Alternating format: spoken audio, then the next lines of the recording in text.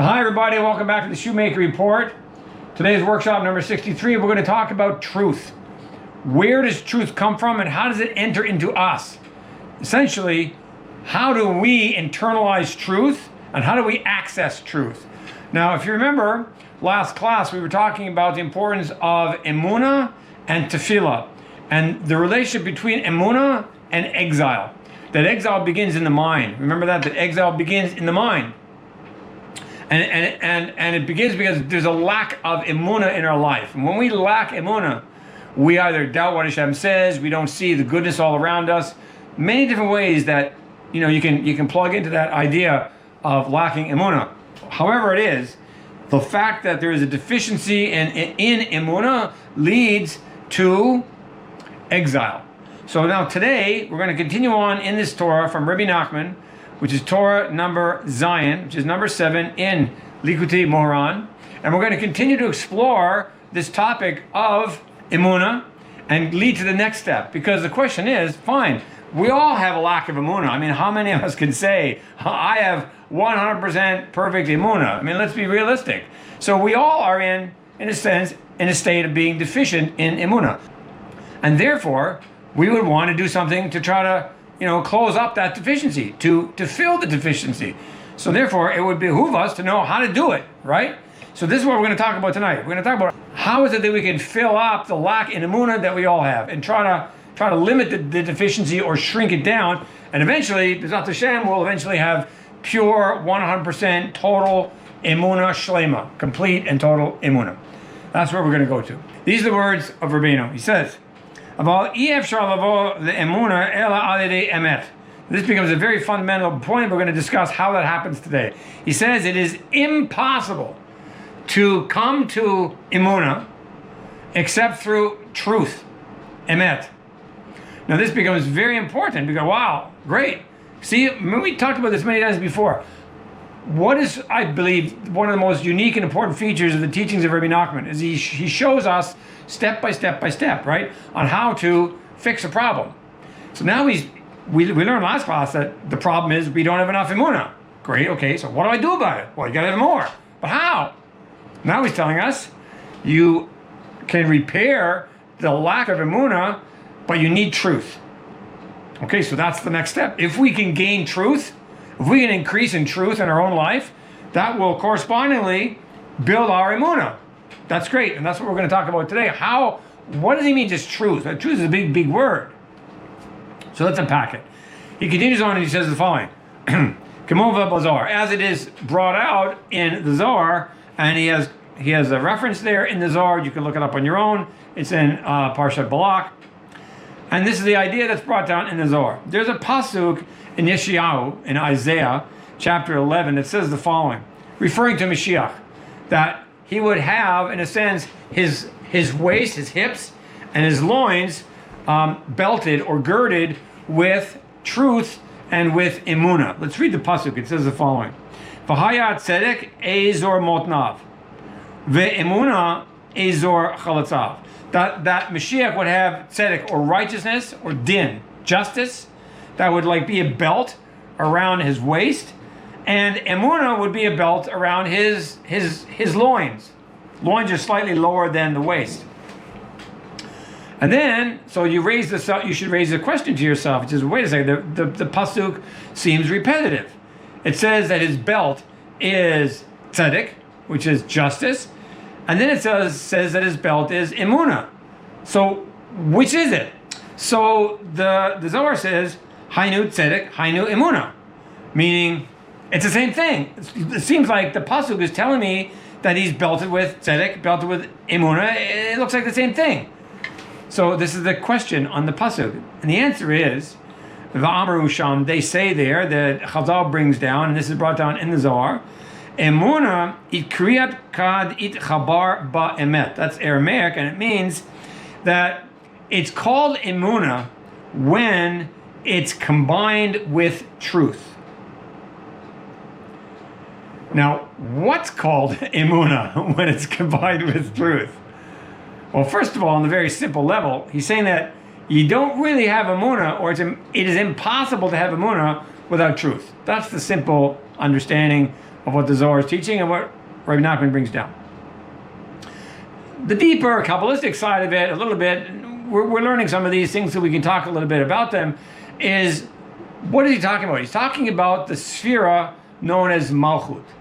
The final sphera, right, in that whole Eitz Chaim and all that collection of 10 sphirot, the very bottom one, the last one on the very bottom of that tree, you see in all the pictures, is Malchut. And Malchut is called Tzaddik. It's called justice. It's called din. Why is Malchut called Tzaddik? Think about it. Malchut is about a king who rules. And how does he rule? He rules by decree. He's the king. What he says is law. That's Tzaddik. That's justice.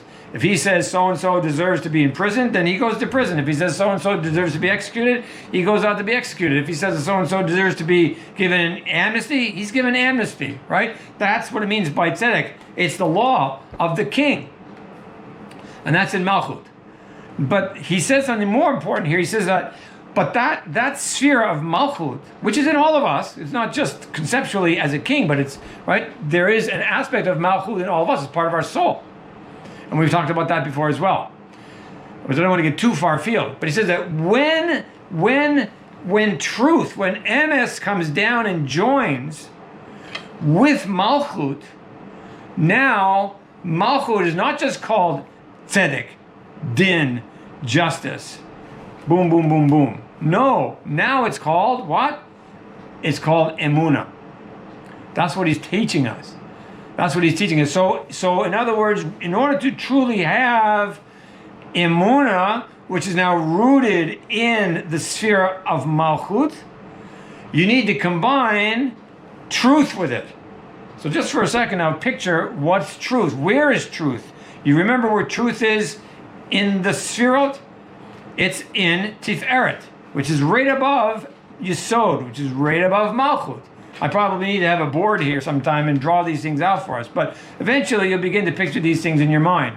But the main point is that truth is in Tiferet, because it says that Hashem gave truth to Yaakov, and Yaakov is Tiferet. That corresponds to the chest, corresponds to the torso.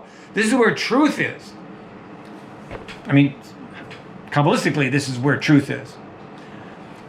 So when truth comes pouring down through yesod, which is the connecting sphere between all of the upper midot and malchut, the channel, similar to the male member. When truth comes pouring down through yesod into malchut, and there's yichud, there's intimacy now between Zera and Pin, those 6 midot, and malchut, the feminine sphere at the bottom. When there's togetherness and intimacy, therefore truth can enter into malchut, and that's all of a sudden the birth of Emunah. Well, that's a Kabbalistic way of looking at it. If it's a little bit over your head, it's okay, don't worry, don't panic. Right? The main thing is to understand that slowly these things will begin to make sense to you the more that you hear them. You can't understand everything all at once. That's okay. But the main point is what we said at the beginning, without all of the Kabbalistic stuff. The main point is, you want Emunah? You only can have Emunah when you combine it, kilu, malchut, with truth. So we need truth to have Emunah. So that's important for us on a very practical basis. We want to build our Emunah. You can write down a piece of paper. What can I do to build my Emunah? We had a class about this a couple months ago. One of the answers is develop a love and an attachment to truth. And automatically your Emunah will increase. That's the main point so far. Now let's go to the second point. The second point is now in your notes, and this is from Likutei Halachot, which is written by Rebbe Nachman, which was Rebbe Nachman's main Talmud, and he wrote a very, I think about an 8-volume compendium on the Shulchan Aruch, on Jewish law. And this is in a section in your Dea on the laws of shaving in section 4, subsection 5, where he says the following. Now this is going to flesh it out a little bit more, but he's going to talk about this union between truth and Emunah. So let's see Rebbe Nachman's words that explain it a little bit more, all right? Ki Emet ve'Emunah heim shnehem echad. He's telling us that this is like, what? This is a bit of a chiddush that we never would have dreamed of. But he's telling us that really, at its core, at its foundation, truth and faith, Emet and Emunah, are really one and the same thing. It's like a coin. You might think of an analogy, heads and tails. It's really the same coin, just 2 sides of the same thing. That's what he's telling us here. Truth and Emunah is really the same thing, just two different ways of looking at the same fundamental essence. Kimi shema'amin biha emet, somebody who believes in the truth. And notice how we use that expression, believe in the truth. Belief is the same word as emunah, right? So we even say that. Do you believe the truth? We're saying, do you have emunah in the truth? So we're saying there is, even in English, we use the expression that there's a connection between emunah, belief, awareness of Hashem's hashgacha, and truth. That's what he says here. Ki mi shema amin. Somebody who believes, who has emunah be'emet. You have emunah in the truth? This is another deep idea that we don't normally think of. Normally think truth is something that's very, absolute, and it is what it is. But he's saying here, you actually have to have emunah to believe in truth. Wait a minute, I thought he just said a minute ago that you have to have truth in order to develop emunah. See the point? Because it's one feeds off the other, and together they create a whole. Anyway, he says, anybody who has emunah in truth, who mekushar el hamed, he's connected. He's connected to the truth. Ki'ilo haya yodea oto, as if like he knows it. Basechel, in his intellect. Ve'ein chiluk b'nehem klal. There's no difference in his own mind between emunah and truth. It's like it's all one to the person who has this kind of hasaga. This person who has this kind of awareness, he realizes in his own intellect, in his seichel, his spiritual intellect, that emunah and emes are really the same thing, and no difference to them at all. Adraba, rather the other way around. Ikar ha emet efshar leda ki im alidei emunah. The essence of truth is impossible to come to accept through emunah. So he's creating like a wheel, like a yin and a yang, that one leads to the other and the other leads back to itself. Ki emet ve'emunah hem bechinat ish ve'isha. This is a nice way to picture it. He's giving us a big painting. This is again Kabbalistic, and I alluded to it already. He's telling us that the relationship between emet and emunah, between truth and faith, is like the relationship between a man and a woman, between a husband and his wife. And about this, it says in Bereshit, back there, talking about Adam, right? Adam and Eve, right? Adam and Chava. And specifically, when Hashem is talking about the fact that he created Adam without Chava as a separate being, it says, Lo tov hayot Adam levado. It's not good for the Adam, the male, to be on his own, to be alone. Eselo ezer kenegdo. I will make for him a helper that will be opposite him, that will correspond to him, either for good or bad, depending on his own behavior and his own conduct. But the point is that there's an intimate relation between, and Rebbe Nachman is bringing this out for the pasuk, that the pasuk itself, you think of Adam and Chava and the whole bit, but Rebbe Nachman is telling us here that that's a hint toward the overall relationship on the sphere level between the male, which is the Zera anpin, those 6 midot we talked about a lot of times already, the upper 6 that correspond, right, Chesed, Gevor, Tiferet, and so on. That's 6, that's the male, that's the Ish, that's truth. And the female, which is the Isha, which is the woman, which is Malchut. And when those get together, then you have unity. That's what he's saying. You have unity. You have unity between Emet and Emunah. It's all one and the same thing, because there is yichud. There's oneness. There's not two anymore. The two will become one. One flesh, right? And so on and so on. That image of Adam and Chava is drawing upon, that Rabbi Natan is drawing upon now to explain this spiritual relationship between Emes, truth, and Emunah, or belief and having faith in Hashem. So that's part two. Part one was that we develop Emunah through truth, and part two was this intimate relationship of Emet and Emunah, this unity. Now we go to part three. It gets a little deeper, so you need to concentrate. You can't just like sit there and relax. You gotta engage your brain. We're talking about working on developing our seichel.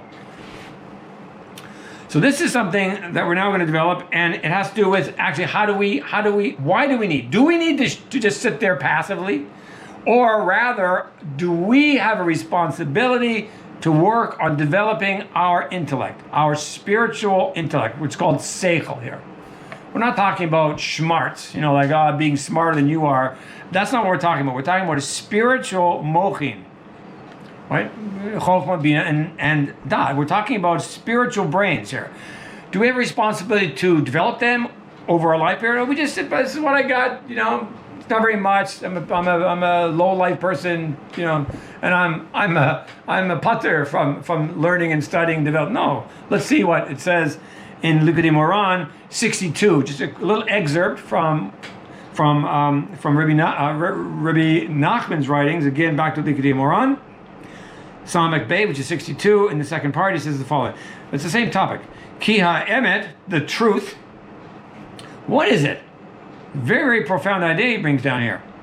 He says, Masha higbil Hashem yiprach lasechel enoshi sheyuchal lahavin.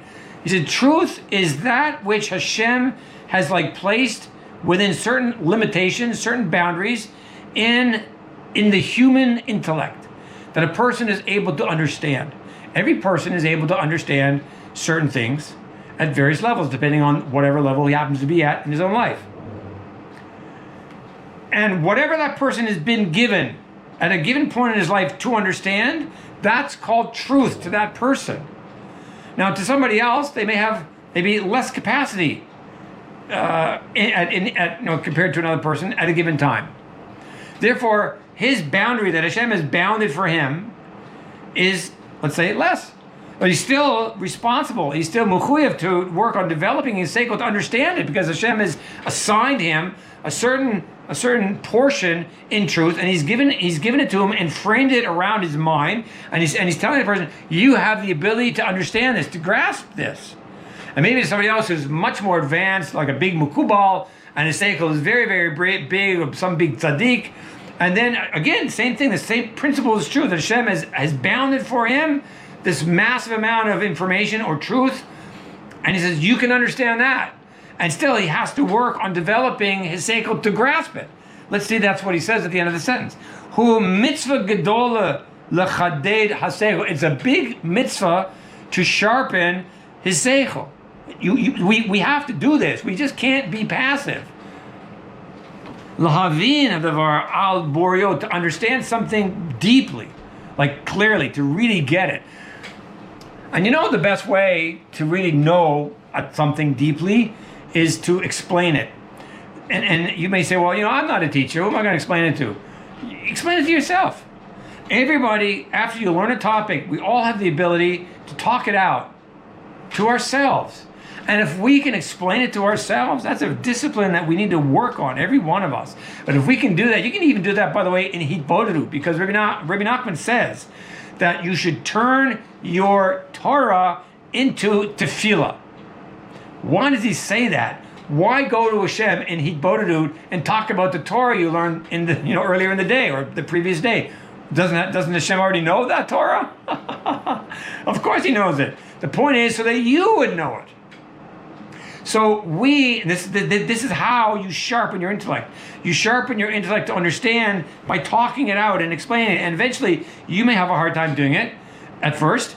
And slowly, you'll find the right words. And then you may have to go back to what you learned and look at it again. Oh, yeah, I forgot that. And then fine, I'll put it down and explain it. And slowly, the more you're able to explain things to yourself, and the more you can slim it down and trim it down and make it super clear with few words, that's a hallmark, a sign, a siman that you've really gotten it. That you really own that. Now, it's part of you. You've internalized that aspect of truth, and you fulfilled the words here in Likutei Moharan 62, that as Hashem has assigned a certain boundary for you, and you've gone out and made it yours. Then what's going to happen? Hashem is going to expand the boundary. And then you're going to keep doing it, and keep doing it, and keep doing it. And what's going to happen? You're going to, what? Increase in truth. What will that do for you? It will reduce the deficiency in your Emunah. And what will that do? It'll get you out of galus, and all of us out of galus, all the sooner, and bring about Mashiach. All right, well that's step 3. Now, let's go to step 4.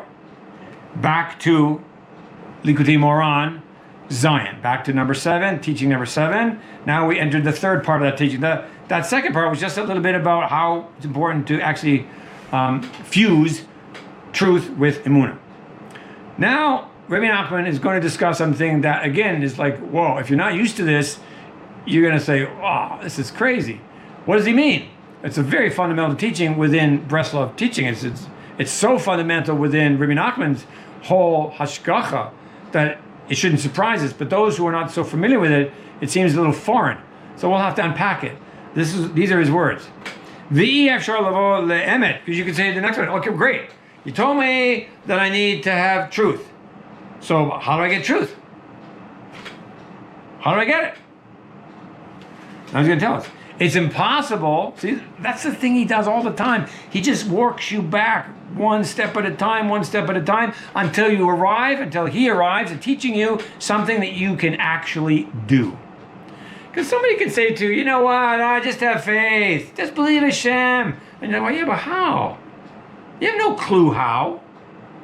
And then you can get yourself very frustrated.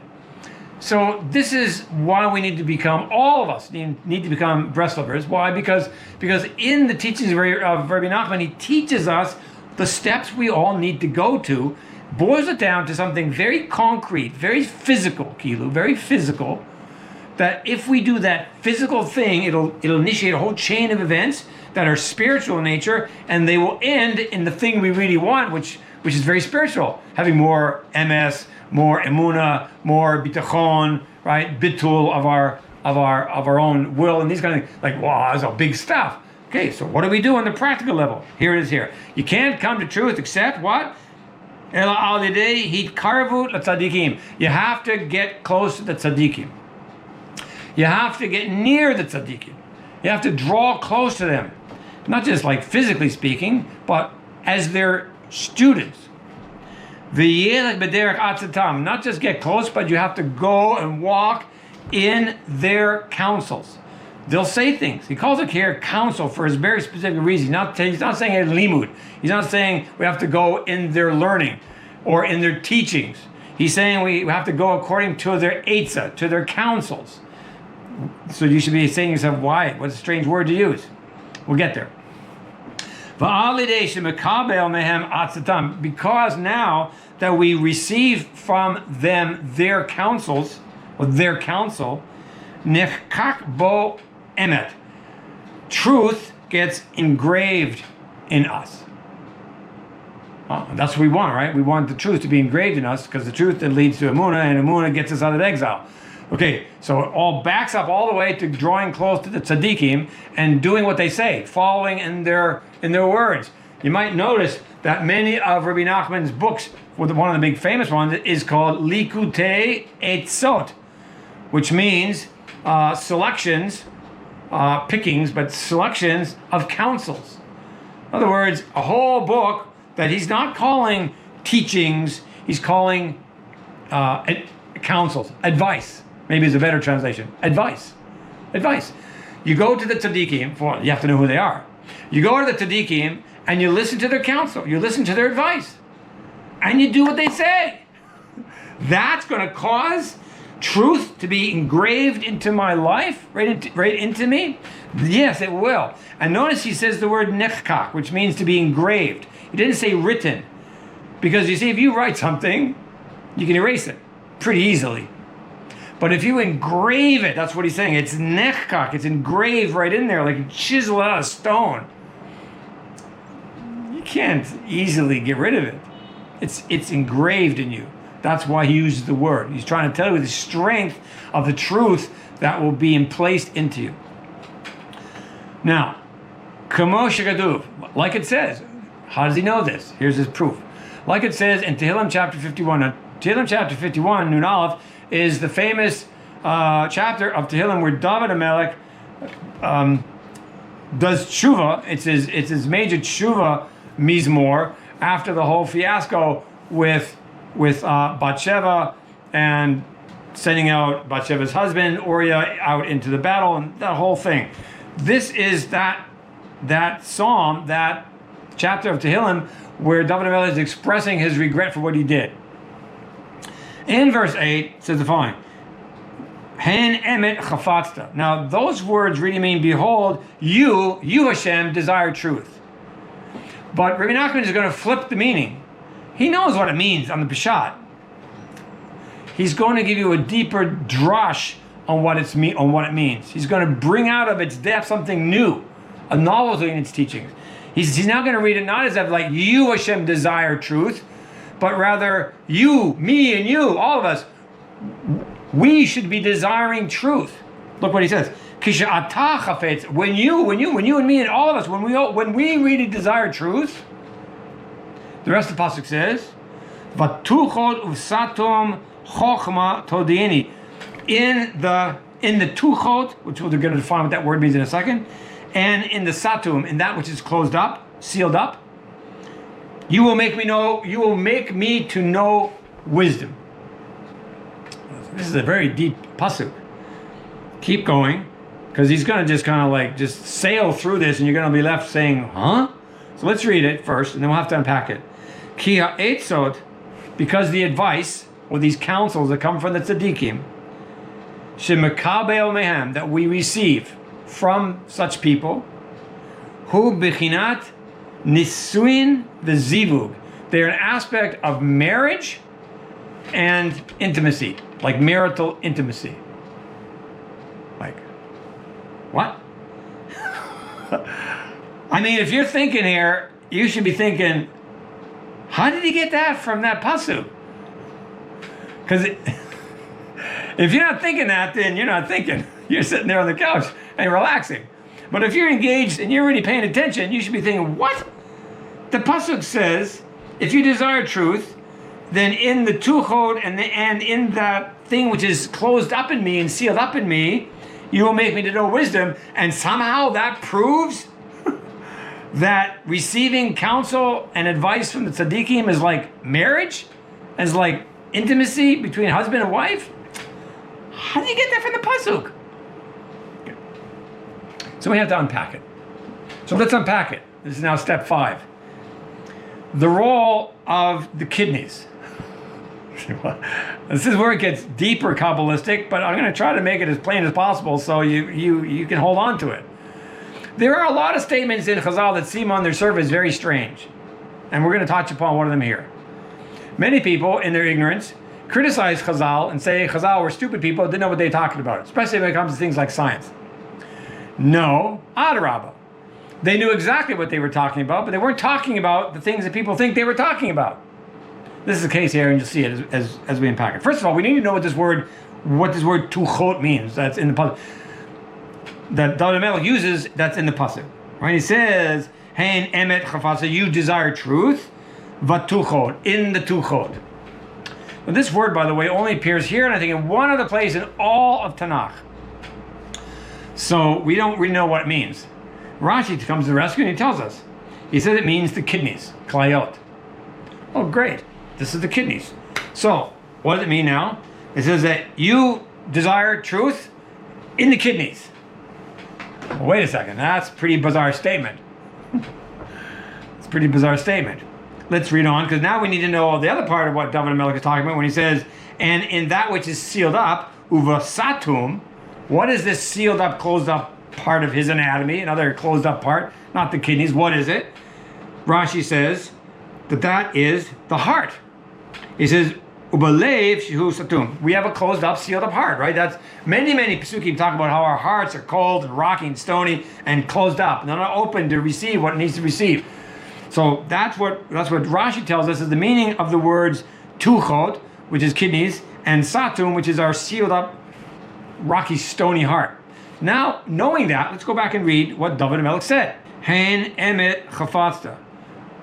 And Rebbe Nachman says, when you desire to, when you as a person, when you out there listening to this teaching, when me speaking the words, when I really come to the point that I really want truth,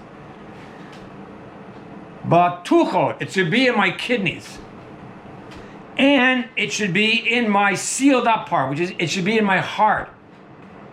And then what's going to happen? Then that truth that gets in the heart and in the kidneys is going to be able, Hashem is going to be able to take that truth and he's going to be able to what? Make me know chokhmah, which is up there in the top of the sphere. So we're getting closer to understanding this a little bit, but still we don't know how this is related to marriage, how it's related to zivug, and what the kidneys got to do with anything. So let's now drop to the next bit, trying to understand what the kidneys have anything to do with this.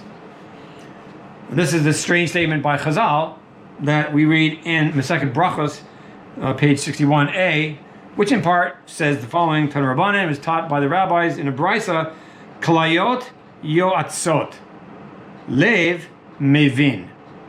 Now, so again, if you read these, I'll translate it in a second, but just to preview, if you read these words on the very surface level, you're going to walk away thinking Chazal were morons, chas v'shalom. Because he's telling you here, but Chazal is telling you something very deep. They're telling you something, first of all, what does it mean? Kalayot yoatzot. Kidneys give counsel. And you can read up in many different verses, many different psukim in Nach, which talk about how one can commune with one's kidneys and receive counsel from the kidneys. Like, what? Kidneys are down here. Last thing I knew, my counsel comes from up here and underneath my hat, my kippah, inside of my skull and my brain, not down there. My kidneys are processing my blood and extracting out all the impurities and making urine. Huh? Okay. If we don't understand the kasha and let it seep into our consciousness deeply, then we won't appreciate the answer. That's why I'm spending a bit of time trying to emphasize the strangeness of it first. And then he says, the lave understands. The lave understands. This organ down here in my chest is pumping blood, has the ability to understand? Is that what Chazal is telling me? No.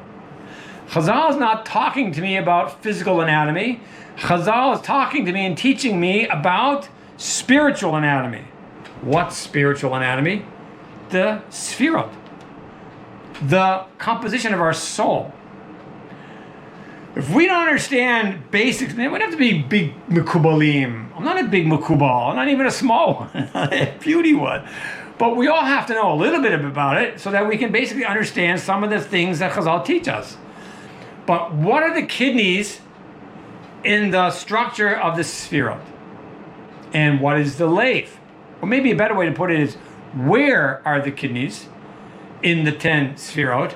And where is the lave? Because that's what Chazal is talking to us about. I'm not talking about these physical organs that rot when they go in the ground. The kidneys, if you think about where they are, they're in the lower back, right above the loins, or close. Yeah, right above the loins. What's over there? What part of the sefirot do they correspond to? I'll give you a chance to think about it. For those of you who know a little bit should be able to answer the question. Do they correspond to chesed and gevur up here in the arms? No. They correspond to tiferet, which is in the chest? No. They correspond to yesod, which is the male member? No, it doesn't make any sense. What's left? Netzach and hod. Netzach and hod are the lower two, right below chesed and gevura, that normally we say correspond to the right and the left legs. They also correspond to the right and left kidneys.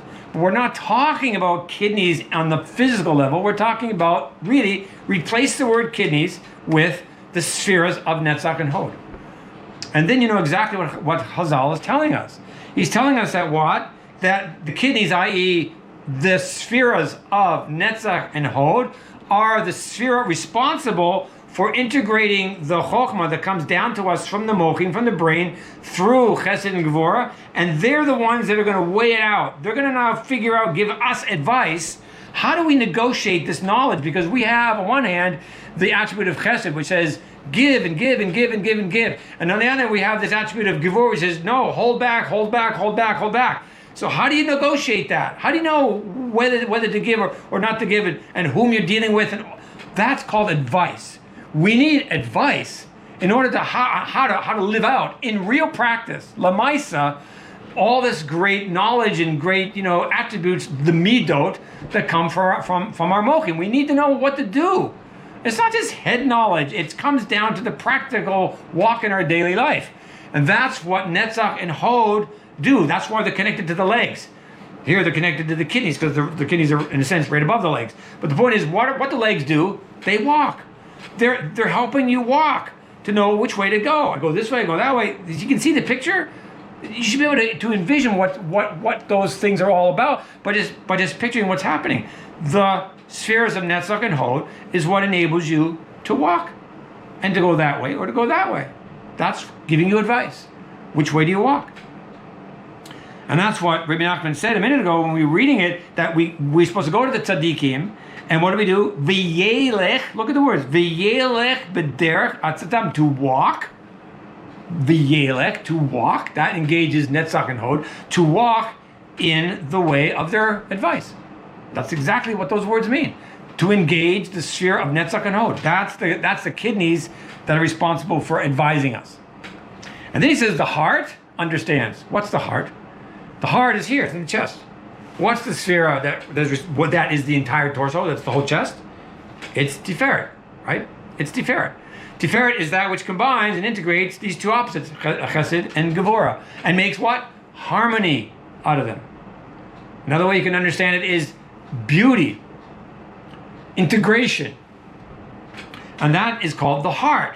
And that's called an aspect of understanding, because you don't just have all chesed. All chesed is a very dangerous force, and all gevurah is a very dangerous force. But when you combine the two together into the heart, into tiferet, which is here, this part of the soul which corresponds to the physical body called the chest or the torso, that's actually where your heart is after all. So we can see clearly that the heart is related to tiferet, and it's all about integration. That's called the Lev understanding.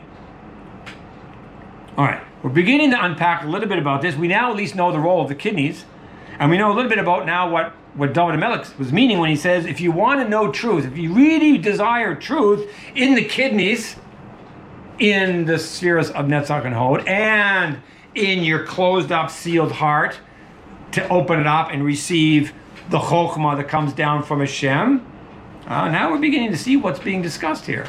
The picture should begin to make a bit of sense. Now we get to part 6. Part 6 is what? How the connection to marriage and zivug. Now, we have to be a little bit, I'll try to be not graphic, but at least descriptive enough to know what we're talking about. When a husband and a wife get together in intimacy, that's called yichud.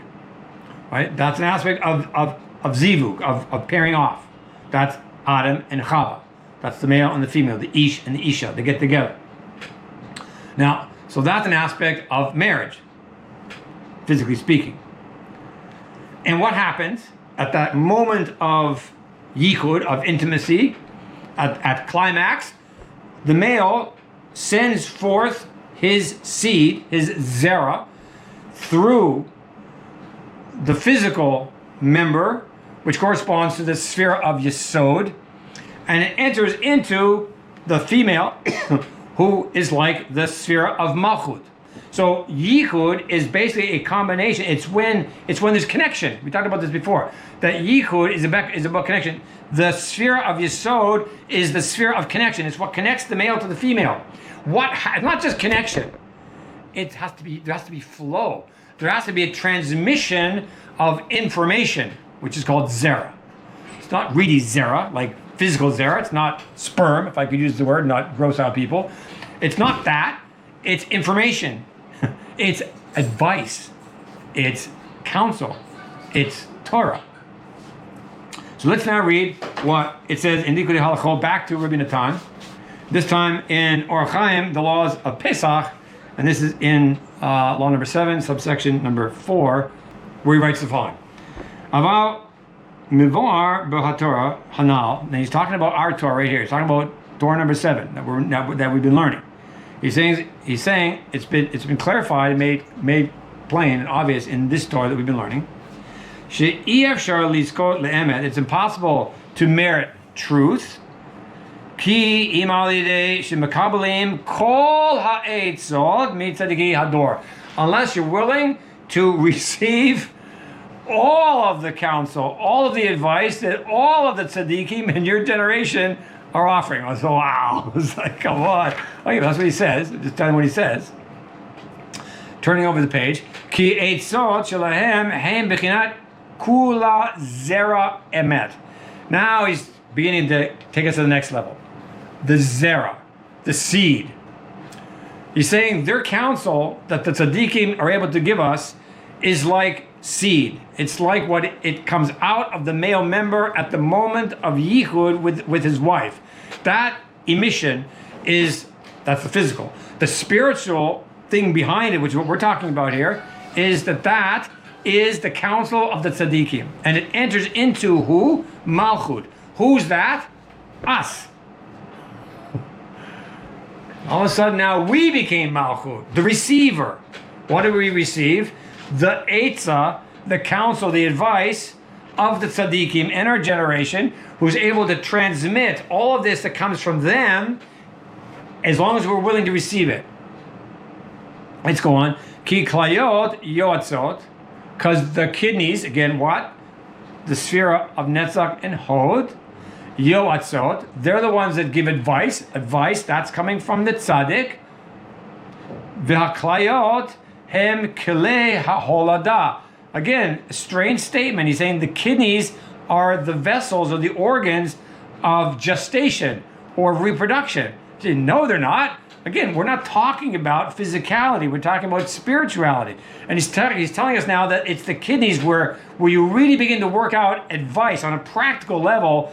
That's where the chokhmah that's coming down, that's where the zera, the seed that's coming down from the brains, from the minds, the seichel of the tzaddikim, it kind of gets, quote, cooked or matures in their, quote, kidneys, in their own life, in their own sphere of Netzach and Hod, and then they channel that through their yesod, which means they have to be absolutely pure in Shomer Brit. And if we connect to those people, that's yichud, that's the aspect of zivug, that's the aspect of nesuin, of marriage, and at that point we receive that into our own lives. That's what he's talking about. Now you should see, it's plain as the day, plain as the sun in the sky in the daytime. Shisham nit bashel, in there, in the kidneys, meaning not in the kidneys, but meaning in Netzach and Hod. The Zera, it matures. What's the Zera? The Zera is the drops of Chokhmah, the drops of this tremendous seichel that's coming down from their mochin, from their minds, from their upper, from, Chokhmah, Bina, and Dat. And it comes down. Where does it come down to? It comes down into the kidneys, and there it matures.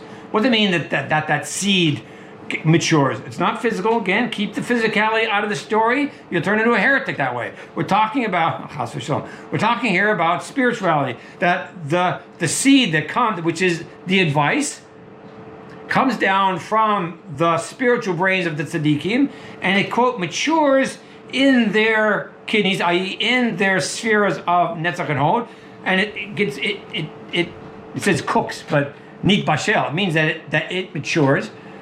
So on the physical level, you can have seed that's immature, and then seed that's mature. This is now where it matures. Hayored me'amor, that comes down from the brain. This is the source of all those strange statements of Chazal that talk about how the brain, is the organ of producing seed, and seed comes from the brain, and all these very weird statements that people mock. Now you begin to understand what Chazal is talking about. Rebbe Nachman explains it. Rebbe Nachman is explaining it.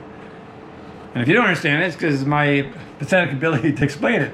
But I do the best I can. Let's go on. U'kamochin sham nit bashel v'nit v'nigmar ha'etza hayored me'amor. So the same thing that these the spiritual zera, meaning the advice, meaning their Torah, that's coming down, is coming down from the brain, from meaning Chabad, right? Chokhmah, Bina, and Dat. L'klayot, to the kidneys, meaning to the spheres of Netzach and Hod. Hayotzot, that's now going to offer the right counsel, that's going to weave it together properly and help guide you exactly what you should be doing in life. You ask them, what should I do? Here's a situation in my life. I don't want to make it more of a mess of it. I got a bad relation with, let's say, with my wife. Chas v'shalom. And then we have terrible shalom abad. There's no shalom abad. So you go to the big tzaddikim and what do I do? You listen to what they say and you do exactly what they say. Even if it makes no sense to you. But you better be sure you're going to a true tzaddik. That's all. That's another topic. But that's what he's talking about. You go because they know your life before you even show up.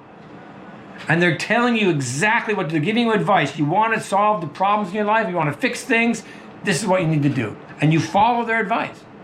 That's receiving the Zera that went through the maturing in their kidneys, in their netzach and hod.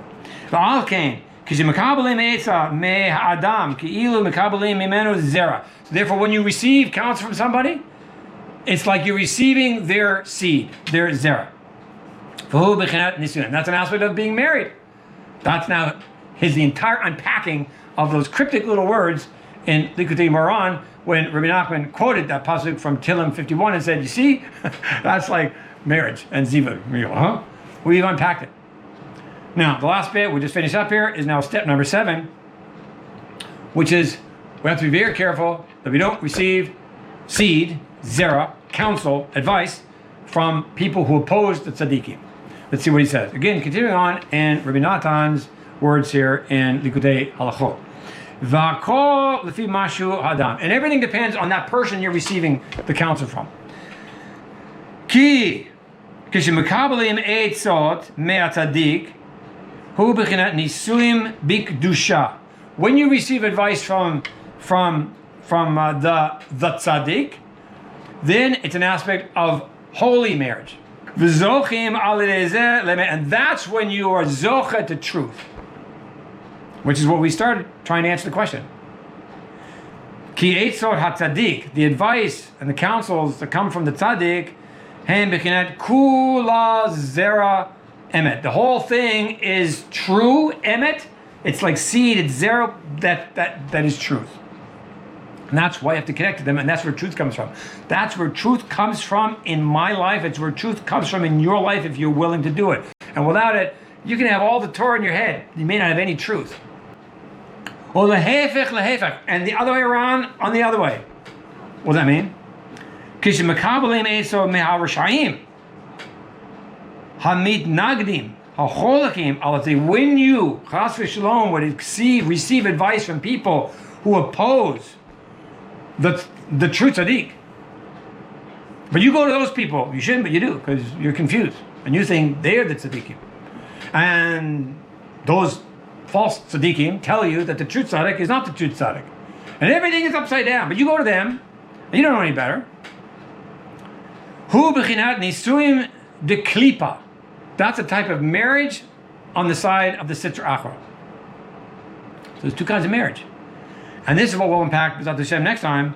Bechinat hanachash hishi'ani. The nachash, the snake, deceived me.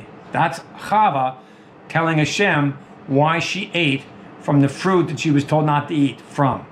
What did she say to Hashem? She said, I got the seed from the nachash. What is it being taught here? That receiving of the advice of the snake was an aspect of marriage with the snake, and when she received his advice and took it and walked in that way, it is as if she received his seed. Again, nothing physical here, but she got impregnated with his counsel, and it raced into her body through this idea of zivug and of marriage, of nisuin. That's what we want to develop a little bit more next time, because that's what Rebbe Nachman discusses in the rest of that teaching.